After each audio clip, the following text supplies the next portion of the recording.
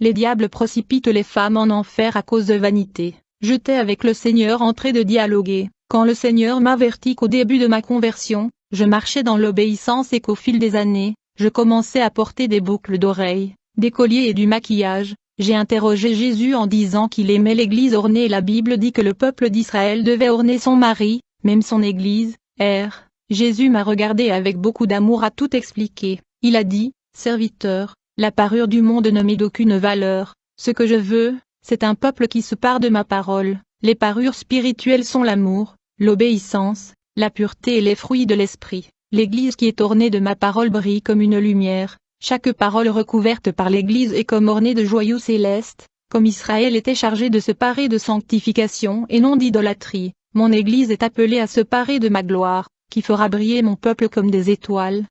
J'ai dit, Seigneur, les femmes de mon Église portent des bijoux, je les ai vues les porter et je voulais aussi les porter. Jésus répondit, maintenant, vous savez que vous ne pouvez pas, aucune épouse avec les ornements de Satan n'entrera dans mon royaume. Les ornements de la terre ne m'appartiennent pas. Jésus m'a emmené au ciel par un chemin de pierres précieuses. Il a pris une pierre qui a brillé et placée dans la paume de ma main. Cette pierre brillait dans ma main. Jésus me dit, regarde ce pierre qui est un serviteur. Il n'a pas de parure, car elle est la parure elle-même. N'utilise pas la parure du monde. Sois ma parure. La beauté de cette pierre ne se trouve pas en dehors d'elle, qui est la lumière qui brille de l'intérieur. Je veux une église comme cette pierre précieuse, qui brille par sa nature même. La beauté spirituelle n'est pas en apparence mais en transformation. Ce génie est une simple vertu et une humilité de cœur. Il parle de que ce soit un miroir du monde et reflète mon image. Voir le reflet de ma gloire et brille dans la sainteté. Ma lumière doit refléter dans l'Église.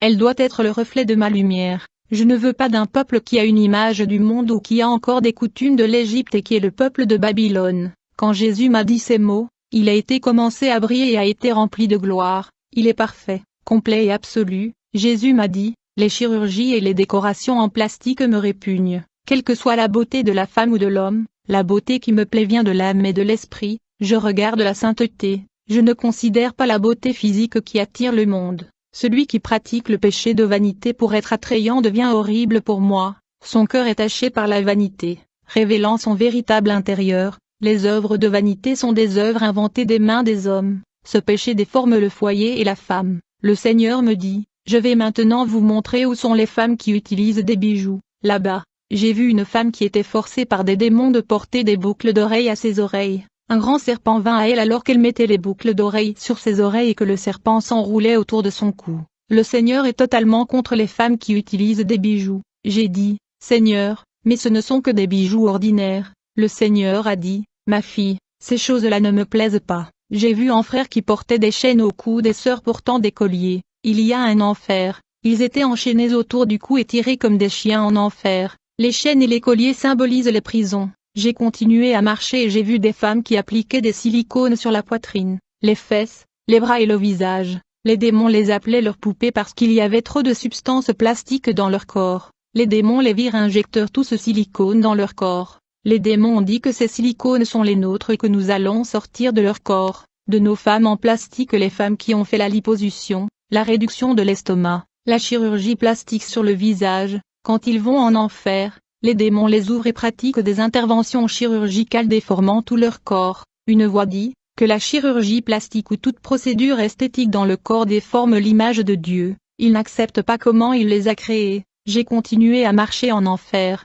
J'ai vu du shampoing et des crèmes pour la peau en enfer. Lorsque la femme applique ces crèmes sur son corps, le parfum séduira les hommes sur terre. Lorsque le shampoing dure sur la tête, les produits chimiques pénètrent dans les cheveux et le cerveau, entraînant des changements mentaux. Puis j'ai vu une femme à l'église porter un parfum, et de son corps jaillit une fumée noire et fumante qui pénétra dans les narines du peuple. Méditez sur Ésaïe 3 verset 24, et il arrivera qu'au lieu d'une odeur sucrée, il y aura une puanteur, et au lieu d'une ceinture une rente, et au lieu de calvitie bien définie, et au lieu d'un stomac et une ceinture de sac, et brûlant au lieu de la beauté, et beaucoup d'hommes ont été séduits par l'odeur. J'ai vu le démon de la séduction avec un verre à la main et quand il a ouvert la bouteille, un parfum infernal est sorti de l'intérieur et est entré dans mon nez. Je suis tombé amoureux de ce démon. J'ai été hypnotisé par ce parfum qui est sorti sous forme de fumée noire, mais bientôt la lumière qui était près de moi a détruit l'effet hypnotique. L'enfer est plein des parfums de séduction, J'ai vu des femmes d'église chrétienne se cirer les jambes et porter des jupes courtes pour montrer leur sensualité. Les démons ont arraché la chair de leurs jambes. J'ai vu une fille qui a soulevé ses sourcils. Les démons ont arraché ses yeux. Une femme qui dessine ses sourcils change son apparence. Et la voix me dit qu'elle a changé mon image en elle. Les femmes qui ont peint leurs ongles et leurs mains se sont fait couper les doigts avec une scie électrique. Elles ont hurlé de douleur et de désespoir. Les femmes qui se maquillaient et ces monstres ont jeté de l'acide qui les a déformées. Les yeux. Les monstres ont retiré leurs yeux. On ne pouvait voir que des trous dans les yeux. Les autres monstres prenaient les lèvres de la femme avec un couteau. Toutes ces femmes aimaient porter du rouge à lèvres et du maquillage. Les femmes qui se coiffaient étaient chauves. Les monstres ont arraché tous les cuirs chevelus poilus de ces femmes. D'autres femmes sont en enfer parce qu'elles se sont peint les ongles. Les démons ont coupé les doigts de ces sœurs, et ceux qui ont peint les cheveux. Les démons ont arraché le cuir chevelu et ont laissé les sœurs chauves.